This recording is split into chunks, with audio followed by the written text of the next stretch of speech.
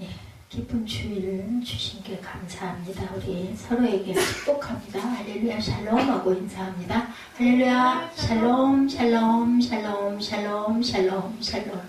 하나님 사랑합니다. 여러분 주 안에서 사랑합니다. 우리 너무나 유명한 말씀 에레미야 33장 1절에서 3절 말씀이죠. 우리 전주 말씀을 안 했어요.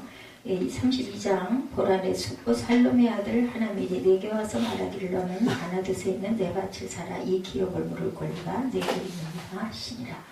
그 전쟁 발발해 있는 통에 밭을 사라는 일은 말도 안 되는 일인데 하나님께서 명령을 하셔서 그 밭을 사지요. 순종이 제사보다 낫다라는 것을 보여주죠.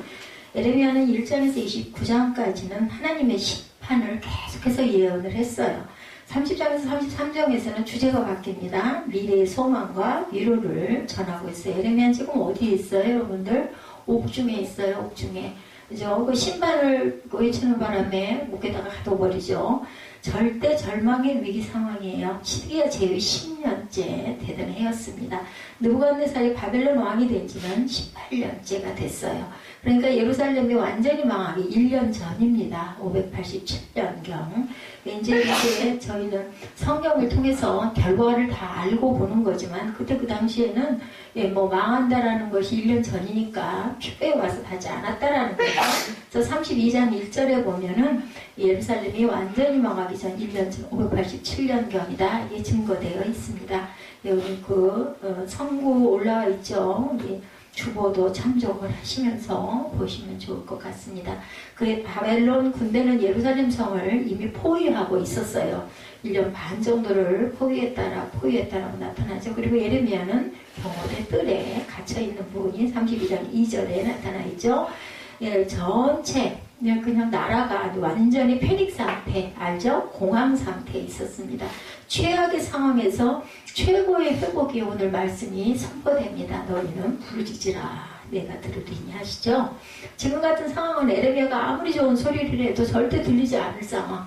완전히 그냥 아주 나라가 완전히 정말 등불 앞에 촛불 같은 그런 신세가 되어 있는 한복판, 공함의 한복판에 에레미야는 생뚱맞은 소망의 메시지를 말도 안 되는 소리를 말도 안 되는 소리만 계속 하는 거예요. 에레미야는 아주 죽음을 자초하고 있죠. 근데 이건 본인의 마음이 아니라 하나님께서 주신 그 이상을 그대로 발표하는 겁니다.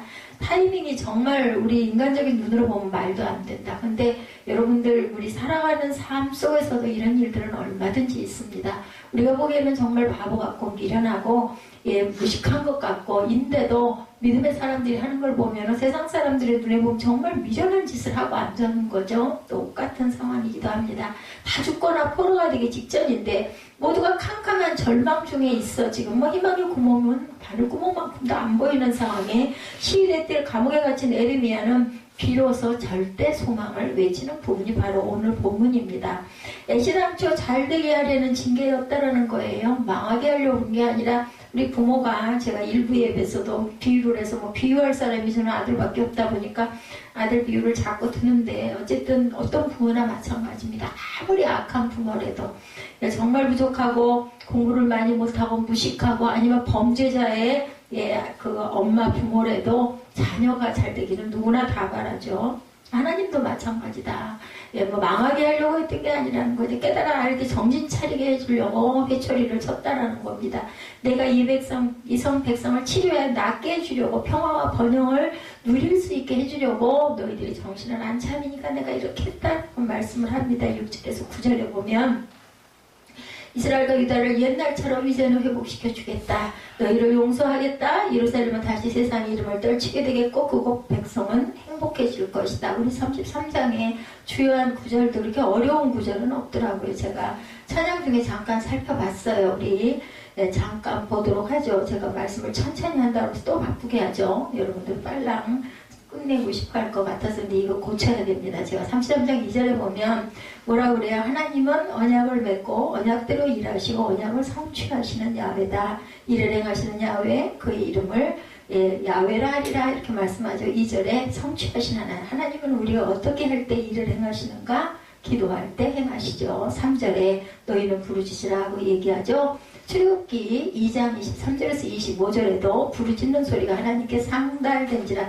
하나님이 그들의 고통 소리를 들으시고 그의 언약을 기억하사 하나님이 이스라엘 자손을 돌보셨고 하나님이 그들을 기억하셨다라고 얘기합니다. 오늘 말씀 예레미야 33장 2, 3절에도 우리 함께 합독할까요? 너는 내게 부르짖어라 내가 네게 응답하겠고 내가 알지 못하는 크고 은밀한 일을 내게 보이리라 라고 말씀하죠. 에스겔 36장 37절에도 그래도 이스라엘 족속이 이와 같이 자기들에게 이루어 주시기를 내게 구하여야 할지라 그 구하는 자에게 주신다라는 말씀이 나타나죠. 그리고 8절에 보면은 뭐라고 말씀하고 계세요? 8절에 33장 8절 보면 내가 그들을 내게 범한 그 모든 죄악에서 정하게 하며 그들이 내게 범하며 행할 모든 죄악을 사할 것이다 라고 말씀하시죠.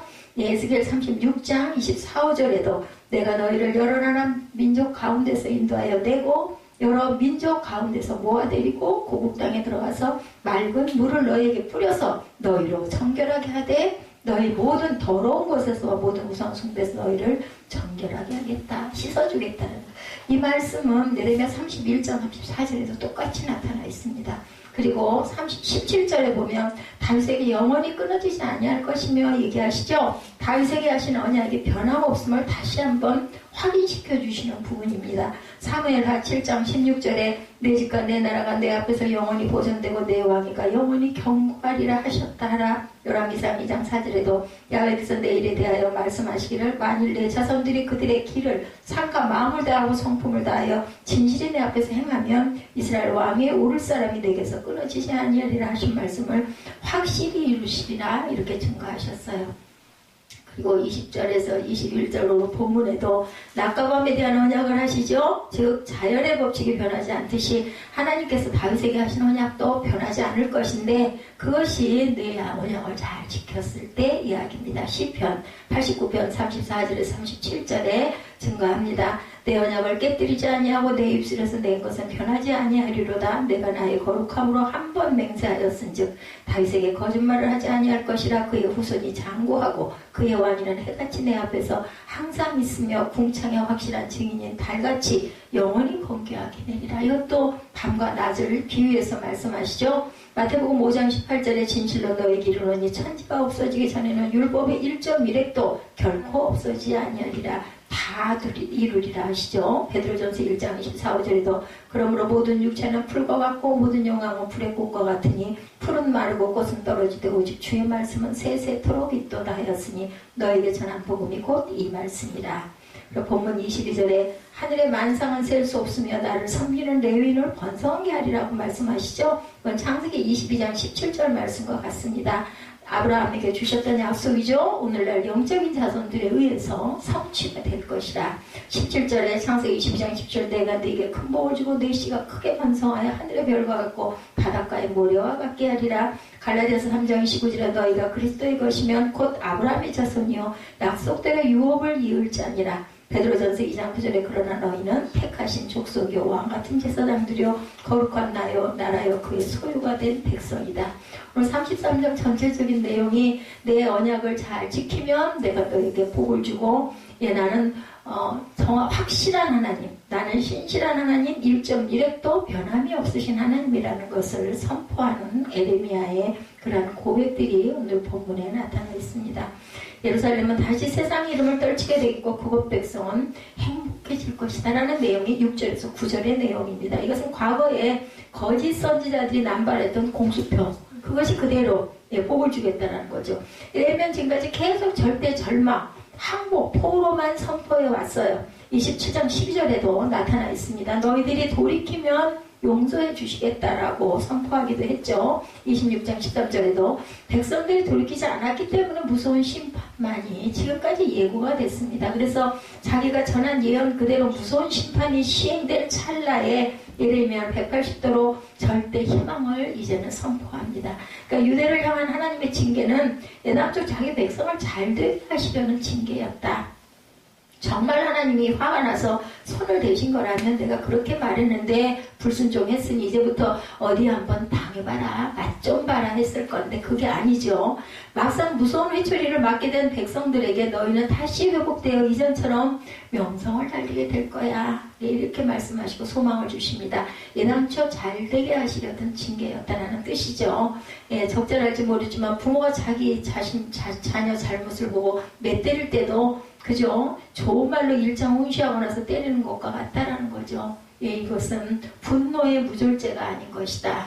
하나님의 주권적인 회복이죠. 두 번째로는 이는 내가 나의 백성에게 베풀 좋은 일들을 그들도 들을 것이다. 9절이죠. 내가 예루살렘을 가져다 줄 복과 평화를 보고 모든 나라들이 놀라며 떨 것이다. 앞에서 가고 뒤에서 따르는 자들이 소리 지르되 뭐라고 찬송해요? 호산나 찬송하리로다. 이렇게 말씀합니다. 주의 이름으로 오시는 이여 하죠. 모든 회복은 하나님이 주도적으로 주권적으로 행하시는 역사고 백성이 근신하고 뼈를 깎는 회개를 하는데 이런 조건도 꼭 제시되는 것은 아니었고 내가 너희를 포로로 보내겠지만 내가 너희를 다시 회복시켜 줄 것이다. 이렇게 말씀하십니다.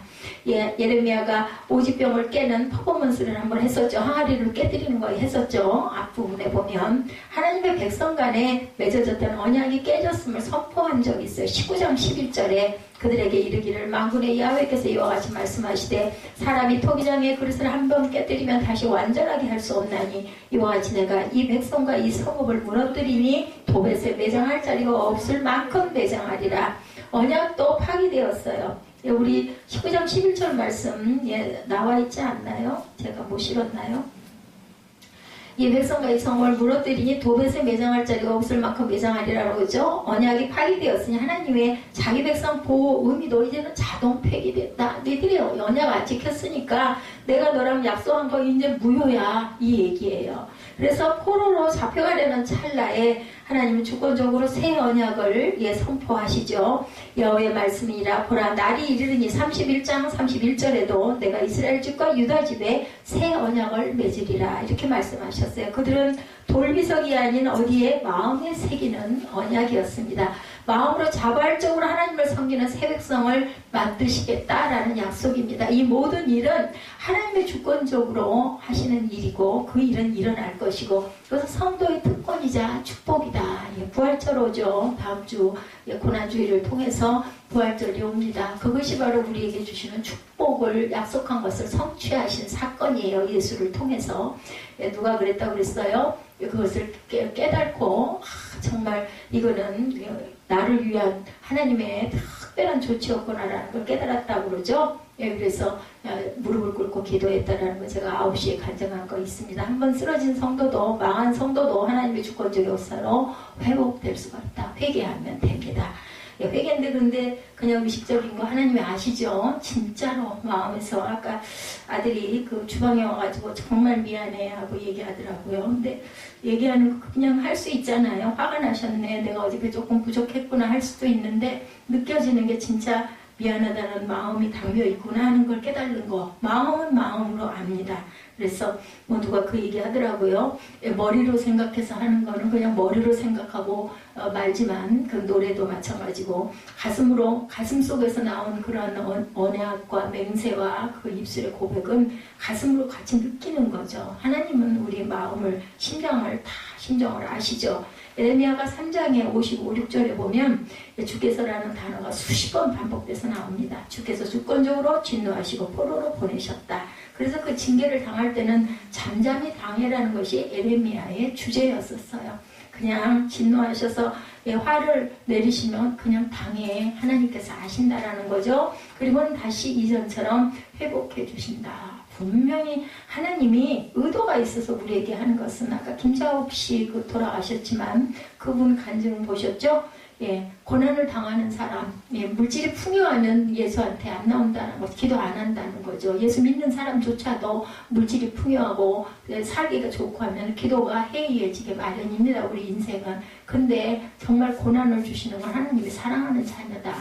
본인이 그걸 깨닫고 나니까 그런 얘기 하잖아요. 난 그분 목소리도 너무 좋고 모습이 너무 보기 아주 항상 웃는 얼굴이죠. 그래서 오전에 제가 봤습니다. 그리고 아까 중간에도 잠깐 우리 전도사님이 트시던데 예레미야 애가 3장 55, 6절에 주께서라는 단어가 이렇게 수없이 반복이 된다라는 것. 그것은 징계를 당할 때는 그냥 잠잠히 당해도 하나님께서는 너희를 망하게 하려고 벌을 주려고만 하는 일은 없다. 우리가 자녀에게 벌 주려고만 야단을 치거나 때려주는 게 아니라는 거 똑같은 심정이다.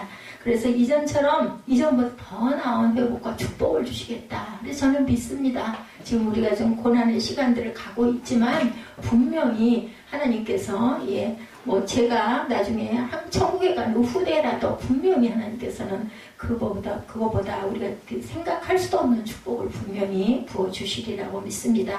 그러나 옛날처럼 또한 그 땅도 회복시킬 것이다. 누구의 말? 내 말이야, 내 말. 하나님께서 하시는 말씀, 제가 드리는 말씀이 아니라 나 야훼가 말합니다. 항상 그렇게 얘기하시죠.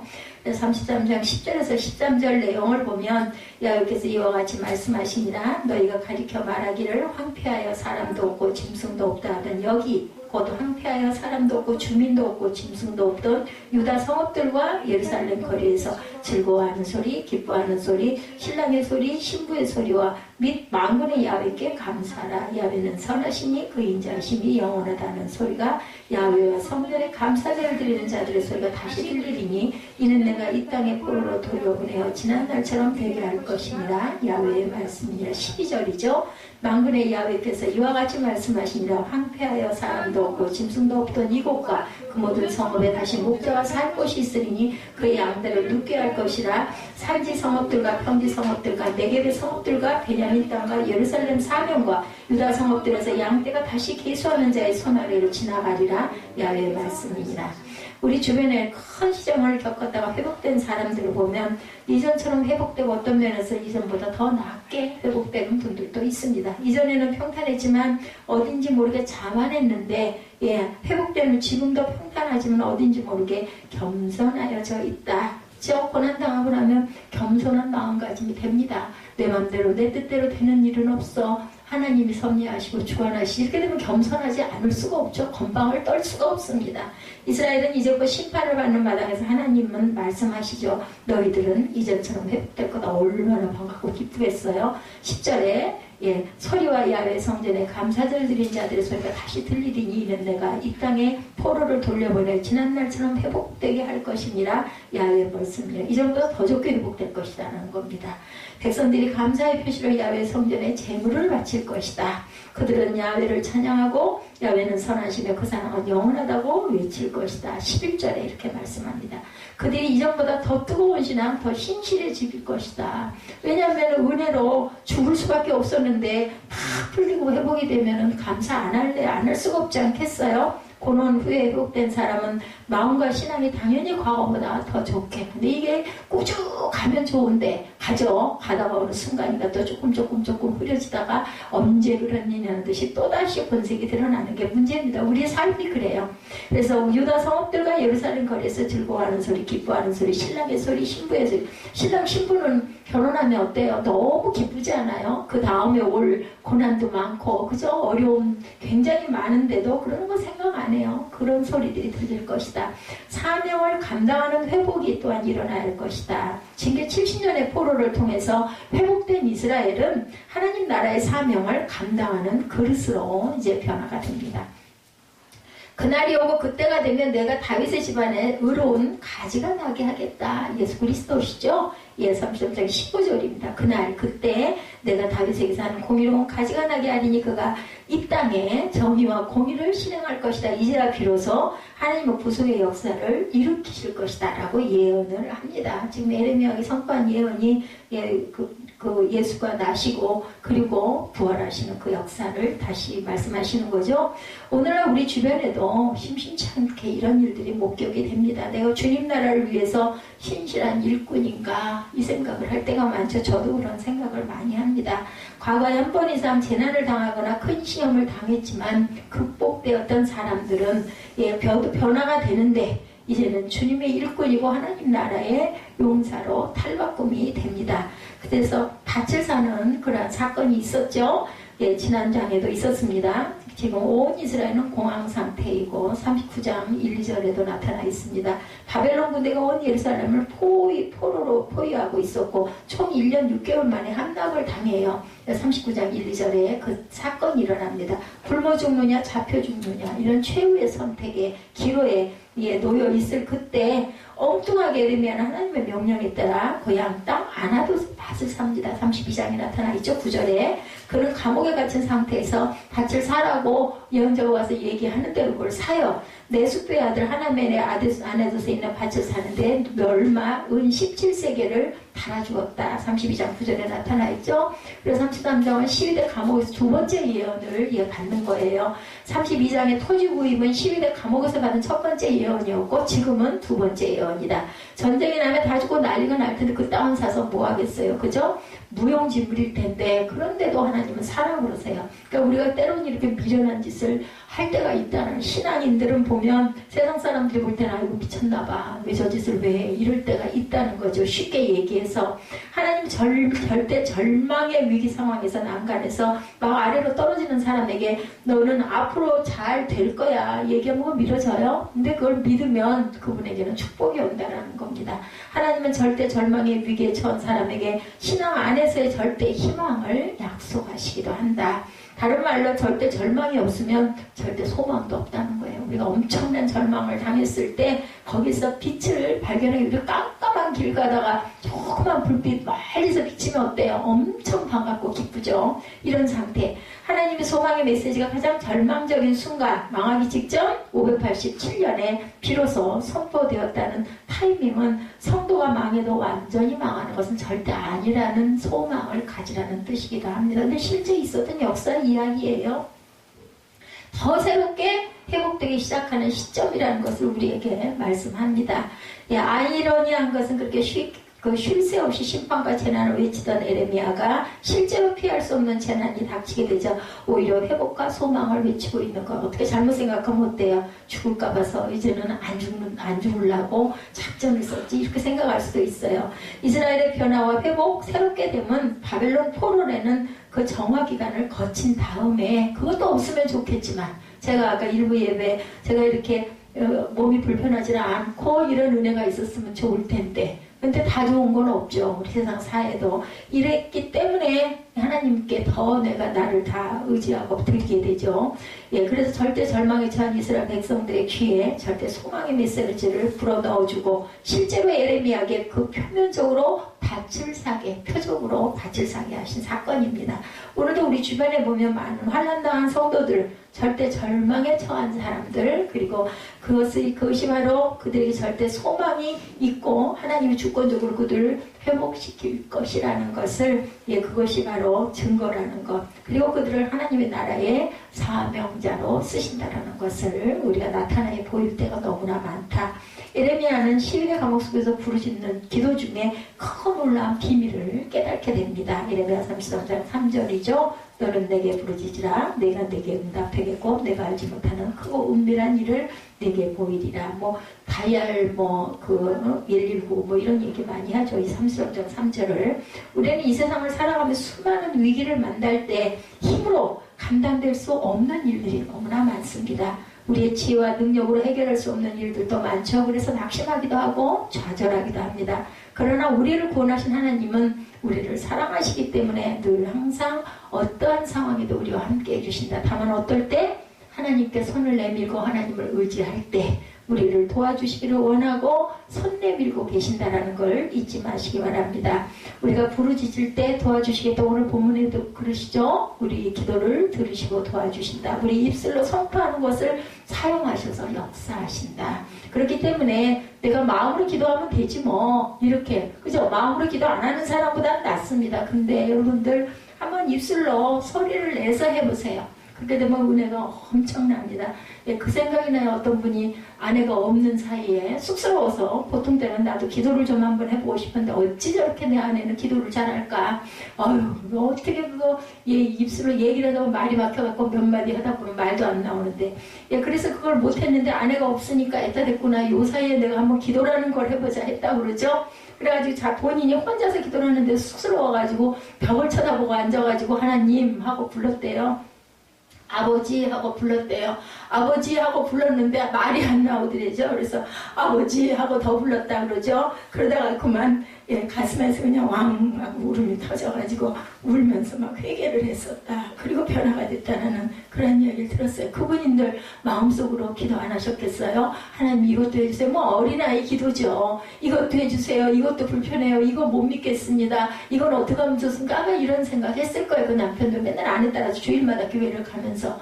예, 그래서 나는 뭐 마음속으로 늘 기도하지 했었는데 입술로 고백을 하는 순간 그냥 성령이 임한 거죠. 그래서 왕하고 울고 부르짖었다. 이제 뭐 되는 소리 안 되는 소리 다 하지 않았겠어요. 그러다가 이제 방언을 받았을 수도 있을 겁니다. 막 그렇게 내가 내 정신줄을 놓고 내 의지가 아닌 걸로 막 기도하다가 보면은 내 입에서 어떤 소리가 튀어나올 때 그것은 하나님께서 주신 영이죠. 그 다음부터는 기도하지 말라고 그래도 그게 신기해서 그거 한번 더 경험해보고 싶어서 자꾸 하게 돼요. 그러다 보면 기도의 사람이 되는 겁니다. 그래서 입술로 일단 시작하는 게 중요합니다. 선포해 보시기 바랍니다. 그러면 내가 네게 응답 받았죠. 이분은 벽보고 아버지 두 번 불렀다가 예 하나님이 성령이 임하신 사건 부르짖으면 내가 알지 못한 그 은밀한 일을 내가 네게 보여주게 정말 보여주세요. 은밀한 하늘나라의 일들을 보여주십니다.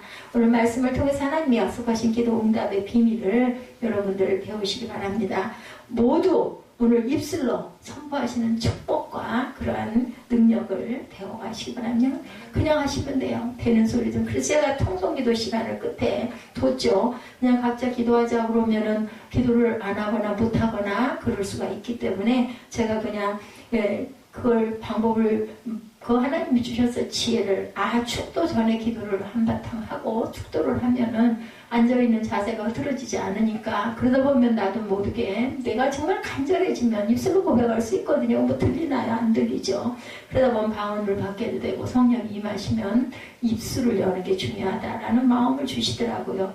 일을 행하시는 야외께 부르짖으면 해주는 뭐 주권이 있는 사람에게 우리 세상에서도 그러죠. 아유 그거 할 수 있는 사람 그죠? 그걸 잘 아는 전문인에게 우리가 의뢰하지 않습니까? 예, 우리 기도를 들으시는 전문인은 하나님이시니까. 하나님 우리 가운데 찾아오셔서 일을 행하시는 분이고, 오늘 본문의 말씀에 예레미야에게 주신 하나님의 말씀이죠. 아나돗의 한 제사장의 아들로 요시야 왕 때부터 예루살렘이 멸망한 이후까지 40년 동안 예레미야는 활동했던 선지자입니다. 예레미야는 내성적이고 겁이 많은 사람이었어요. 하나님의 말씀이 예레미야에게 임함으로 유대인들에게 담대히 하나님께 들은 말씀을 선포했습니다. 그러나 유대인들은 하나님의 말씀을 안 받아들이죠. 하나님의 심정으로 눈물로 말씀을 전했지만 안 듣고 결국은 옥에다 가두기도 했습니다. 예레미야가 활동하던 때 바벨론의 세력이 점점 커지고 유대는 압박을 받게 되죠. 유대는 바벨론의 세력을 견제하기 위해서 남방 애굽을 의지합니다. 이 애굽 의지하는 것도 못하게 했었죠. 하나님이 예레미야를 통해서 말씀합니다. 애굽을 의지하지 말고 바벨론에게 복종해라. 그대로 거기에 복종해라. 그 말 안 듣죠. 예레미야는 바벨론에게 복종하는 것이 하나님의 뜻이고 안전하다 외쳤지만 그렇지 않으면 예루살렘이 함락될 것이다 라고 예언했지만 유대인들은 이 말씀을 받아들이지 않고 믿지 않습니다. 오히려 반역자라고 죽이려고 옥에 가뒀습니다. 예레미야는 결국 감옥에 갇히고 또 하나님께서 예레미야에게 말씀하신 내용이 바로 오늘 말씀. 이게 뭐예요? 외치라고 한 대로 순종했고 그대로 외쳤더니 감옥에 갇혔고 그리고 나서 하나님 그 순종을 보시고 예레미야에게 다시 회복을 말씀하셔서 그것을 회복을 선포하는 게 바로 오늘 본문. 하나님 예레미야에게 일을 행하시는 야훼 이와 같이 말씀하시죠. 하나님 천지를 창조하시는 분이에요. 일을 행하시는 야훼. 그리고 그 하나님은 지금도 일하시죠. 사람들을 죄로부터 구원하십니다. 그리고 온 우주를 주관하십니다. 우리의 기도를 들으시고 기도를 사용하셔서 또한 일하시겠다고 말씀합니다. 온갖 크고 중요한 일들을 이루어 가시는 분이 왜 우리의 기도를 꼭 듣겠다고 하실까요? 너도 나 사랑하니? 내가 너 사랑해서 너 생명 줬으니까 세상에 살게 해줬으니까 너도 좀 나한테 콜링을 한번 해봐. 나 사랑해 하고 한번 좀 대답 좀 해봐. 이 말씀이에요. 하나님께서 크고 중요한 일들을 이루는 건 부르짖으면 내가 응답해 줄게. 조건이 있어. 그 대신 너 네 입으로 얘기해. 그럼 내가 해줄게. 애들이 그러죠. 아빠가 뭘 좀 사다 줬으면 좋겠는데 할 때 뭐 필요하니? 하고 물어보지 않아요? 그러면 얘기하는 거 얘기만 해. 내가 해줄게. 입 뚱하고 말 안 듣고 입 내밀고 있으면은 본인 손해예요. 입을 여시기 바랍니다. 하나님께 엎드려서 아뢰는 동시에 하나님의 말씀을 믿고 선포하라는 거죠. 걸어다니면서 말하는 겁니다. 선포라는 것은요. 뭐 큰 소리로 외치라는 뜻도 있지만 입술로 고백하라는 뜻을 갖고 있습니다. 우리 가운데 일을 하신 하나님께서 예수님은 포도나무 비유를 통해서 나는 포도나무여 너희는 가지다. 아까 우리 에스더 전도사님이 대표로 기도할 때 말씀하신 것 같은데 잘 붙어 있으면 열매를 많이 맺는데 안 붙어 있으면 결국은 말라 죽잖아요. 예, 이거 어려운 얘기가 아니에요. 붙어 있으면 기쁨을 충만하게 열매 맺으면 우리 와 신난다. 이 열매 먹고 우리 먹을 거 생겼네. 아이고 기뻐라. 또 보면서 또 얼마나 탐스럽습니까? 기쁨을 주시겠다라는 거죠. 기쁨을 충만하게. 포도나무의 비유를 통해서 우리에게 열매 맺는 비결을 이렇게 알려주셨어요. 예, 잘 붙어있기만 하면 된다. 자기 양분만 잘 빨아올리면 뭡니까? 순종이에요. 순종. 하기만 하면 내 말을 듣고 그대로 하기만 하면 너에게 기쁨이 충만하게 해주시겠다. 그 말씀을 믿고 우리가 열매를 맺으려면 선포하는 것이 필요하다는 거예요. 나는 예수님 안에 있다. 예수님의 말씀이 내 안에 가득하다. 나는 예수님의 사랑 안에 머물고 있다. 이 믿음의 선포를 기다리시고 바라신다. 그러다 보면 예수님 안에 있는 확신이 솟아납니다. 아, 나는 구원받은 사람이야. 예, 그리고 말씀에 사로잡히죠. 예수님의 사랑이 우리 안에 가득 넘치게 됩니다. 그럴 때 생각하지 않는 일들이 모두 생각이 납니다. 열매가 맺히는 거죠. 나도 모르게 복음의 열매를 맺게 되고 성령의 열매를 맺게 됩니다. 제2차 세계대전 때 프랑스가 겨우 2주일 만에 독일군이가 완전히 점령당한 사건이 있었죠. 이에 영국군은 프랑스를 돕기 위해서 프랑스로 건너갑니다. 그런데 덩컨스 반도에 있던 35만 명의 영국군도 독일군의 공세에 의해서 매우 위태로운 상황에 처해지게 됐어요. 이 영국의 조지 6세 국왕은 전 국민에게 국가적인 위기를 알리고 기도의 날을 선포했어요. 이거 역사적으로 있는 얘기입니다. 조지 6세는 모두 백성들에게 이렇게 외치면서 기도하라고 합니다. 하나님은 우리와 함께 하십니다. 하나님이 우리를 도우실 것을 믿습니다. 하나님이 우리 편이 되어 주실 줄 믿습니다. 모든 사람들이 국가의 위기 앞에서 한마음으로 기도하고 외쳤다고 합니다. 하나님은 그들의 기도를 외면하지 아니하시고 기적적인 방법으로 도우시죠. 35만 명의 영국군의 도보 해협을 건널 때 도보 해협은 맑은 날씨였지만 독일군이 있는 곳에는 큰 폭풍우가 쏟아졌다고 합니다. 독일군은 전투기는 물론 탱크 한 대도 움직여보지 못하고 영국군이 철수하는 것을 멍하니 바라보고 있을 수밖에 없게 그렇게 만들어주셔서 날씨를 통해서 그래서 영국군이 도보의 해협을 건널 때 바다가 어찌나 고요하고 잔잔했든지 단 한 사람의 사상자도 없이 물자의 피해도 없이 영국으로 건너올 수가 있었다고 그래요. 이 사건을 통해서 영국에서는 국왕을 비롯한 온 국민이 하나님께서 살아계심을 믿고 감사의 예배와 찬양을 드렸습니다. 하나님은 그들이 선포한 대로 행하시는 하나님이다. 하나님은 우리의 기도와 우리 말을 듣기를 원하십니다. 그리고 듣고 나면 그 입술의 고백, 진정 어린 그 기도를 통해서 일을 이루시는 분. 우리가 믿음으로 기도하고 믿음으로 말하고 선포하면 그 일을 친히 이루시는 놀라운 기적의 하나님이시다. 지금 우리는 국가적으로 위기예요. 우리나라가 지금 굉장히 위태롭습니다. 가정적으로, 개인적으로 또한 그 회사에서도 사업적으로도 위기를 겪고 있는 사람들도 있습니다. 이럴 때 우리가 일을 행하시는 야훼께 부르짖으면 응답을 받고 은밀한 일을 보게 된다는 것. 모두 믿음으로 하나님께 부르짖어서 응답받으시기 바랍니다. 그리고 성취하는 야훼께 부르짖으면 또한 큰 일을 보여주시죠. 하나님은 행하시는 일을 성취하시는 분이다. 이것은 하나님께서 행하시는 일을 반드시 이루겠다는 의지를 보여주고 계시죠. 하나님이 행하시는 일에는 변함이 없음을 말씀합니다. 예수님은 고기 잡는 어부 시몬을 만나자 베드로라는 이름을 지어주셨어요. 베드로라는 이름은 반석이라는 뜻이죠. 네, 이름이 굉장히 중요합니다. 베드로는 베드로였을 때는 어부로만 살았는데 반석이 된 다음에는 믿음의 선포자가 되죠. 그리고 그 위에 교회가 베드로 성당이 지어지게 되죠. 그 이름 위에. 베드로는 다혈질로 아주 혈기가 많은 사람, 절대로 그런 사람이 무슨 교회를 세워요. 그런데 예수께서는 베드로를 결국 반석 같은 사람으로 만드시면서 세우십니다. 온갖 박해 속에서도 반석처럼 요동치 않고 교회를 이끌어서 반석에 세운 훌륭한 인물이 되죠. 이처럼 하나님은 말씀하시는 일을 성취하시는 분이다.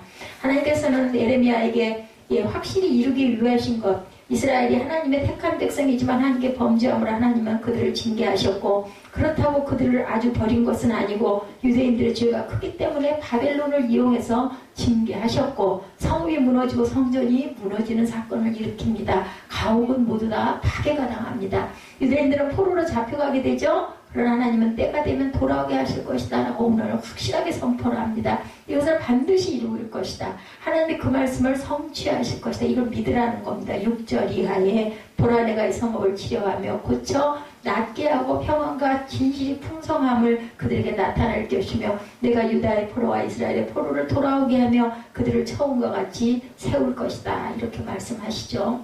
이 말은 진정한 예배가 회복되게 할 것이다 라는 뜻을 갖고 있습니다. 그 성에 사라진 평안과 진실이 풍성할 것을 나타내고 계시죠. 하나님은 에레미야에게 9절에도 이 성읍이 세계 열방 앞에서 나의 기쁜 이름이 될 것이고 찬송과 영광이 될 것이며 내가 이 백성에게 베푼 모든 복을 들을 것이고 내가 이 성읍에 베푼 모든 복과 모든 평안으로 말미암아 두려워하며 떨리라. 우리가 할 일 다시 말씀드립니다. 부르짖는 일입니다. 열심히 거역하지 마시고 부르짖기 바랍니다. 여호수아 갈렙 사건에서 그런 일이 있었죠. 여호와를 기억하지 마시오. 저들은 우리의 밥이요 하나님은 우리의 보호자십니다라고 보고를 하죠. 온 회중은 두 사람 말을 믿지 않고 돌로 치려고 했었어요. 결과는 10명의 정탐꾼은 온 이스라엘 사람들은 광야에서 다 죽고 한 명도 약속의 땅에 못 들어가게 하는 역사가 그 이후에 일어나죠. 여호수아와 갈렙만 가나안 땅에 들어가게 됩니다. 그래서 우리가 긍정적인 생각, 선포가 중요합니다. 민수기 14장 28절에 야훼께서 나의 삶을 가리켜 맹세하노라 너의 말이 내 귀에 들린 대로 내가 너에게 행하리라고 말씀합니다. 우리의 입에서 나오는 말을 하나님이 들으시고 말대로 이루어 줄 것이다. 미국의 존 학계 목사님이 유명한 그런 저수를 했어요. 제3세계 복음화에 일생을 바친 분이죠. 염려를 극복하는 길이라는 책으로 수많은 사람들을 믿음의 길로 인도했습니다. 그는 싱가포르의 학계 훈련소를 세워서 수많은 지도자로 훈련하고 고국으로 돌아가 복음으로 살아가도록 합니다. 175개국에 5만 명의 지도자를 배출한 분인데 전도자 존 학계는 자기보다 훨씬 더 큰 영향을 미쳤던 한 사람에 대해서 종종 이야기하는데 그 사람이 바로 자신의 아들이었어요. 존 학계의 아들 자니는 태어날 때 술에 만취된 산부인과 의사의 실수로 심한 장애인이 되어버립니다. 이 아들 자니는 24년간 장애 상태로 살다가 주님 품에 안겼어요. 자니는 예라는 뜻의 야라는 말과 아니오라는 뜻의 이 두 마디밖에 하지를 못하는 그런 장애로 살다가 24년 만에 돌아갔는데 자니는 혼자서 옷을 입을 수도 없었고 자기가 필요한 것을 아무것도 할 수가 없었어요. 어머니가 엄청 고생했겠죠. 모든 것을 돕고 희생해야만 하는 행편이었는데 자니는 장애의 몸으로 살았지만 마음속에 생명의 영이 함께 있었다는 것이 중요한 거죠. 성령의 사람이었습니다. 하나님을 온전히 사랑하는 사람이었다고 해요. 아버지가 제3세계 선교 여행을 다녀오면 하나님께서 그곳에서 하고 계시는 모든 일들을 자세하게 자니에게 이야기해 주었다고 그래요. 그때마다 자니는 하나님을 찬양하면서 구원받지 못한 사람들에 대해서 영적으로 무거운 짐을 느끼고 기도했다고 합니다. 아버지가 세계 여러 나라에서 복음 사역을 감당하는 동안 또 계속 기도했고 말은 하지 못해요. 근데 영으로 기도했다라는 거죠. 하나님께서 자니에게 하늘의 비밀을 가르쳐 주시고 하늘의 즐거움을 지니게 하셨다고 그래요. 그 화상 입은 그 자매도 그 축복을 받았죠. 자니는 제3세계 모든 악의 세력을 물리치는 중보기도자로 귀하게 쓰임을 받게 됩니다. 비록 한 의사의 실수로 인간적으로 비극적인 인생을 시작했지만 하나님의 약속을 믿고 영으로 선포하고 하나님이 보여주신 크고 은밀한 일을 보며 위대한 일을 이렇게 이루어 가셨다. 세상은 영적 전쟁터예요. 여러분들 믿음의 말을 하지 못하게 하고 불평하게 합니다. 하나님의 약속을 믿지 못하게 합니다. 의심에 사로잡혀 살며 하나님의 약속의 말씀을 선포하지 못하게 하죠. 그러나 우리는 하나님께서 주신 약속을 믿고 입으로 고백하고 선포할 때 하나님께서는 반드시 들으시고 이루시고 성취하신다. 부르짖으면 하나님 우리를 통해서 하나님의 일을 보여주십니다. 제가 저희 아파트 103동 601호에서 그 기도 몇 시간씩 할 때 분명히 하나님께서는 영으로 임재하시고 기쁨을 주시고 평안을 주시고 그때라고 환란의 일들이 없었나요? 더 무서운 일이 일어나죠. 누가? 사단이 그죠? 죽이고 멸망시키려고 그 전쟁을 그렇게 치렀죠. 그리고 이 교회로 이전을 해와서도 역시도 지금 여러분들의 시선으로 볼 때는 뭐 나아진 게 뭐가 있었는데 영적으로는 하나님께서 지금도 일하고 계시고 우리가 이 어렵고 어려운 환난을 통해서 극복하고 하나님께 입술을 떼고 기도하기 시작할 때 하나님께서는 있다 하고 주실 것들을 축복을 붙들고 계신다는 거 잊지 마시고 힘내시고 용기 내시고 입술로 고백하고 선포하는 저와 여러분 되시기를 주님의 이름으로 축복합니다.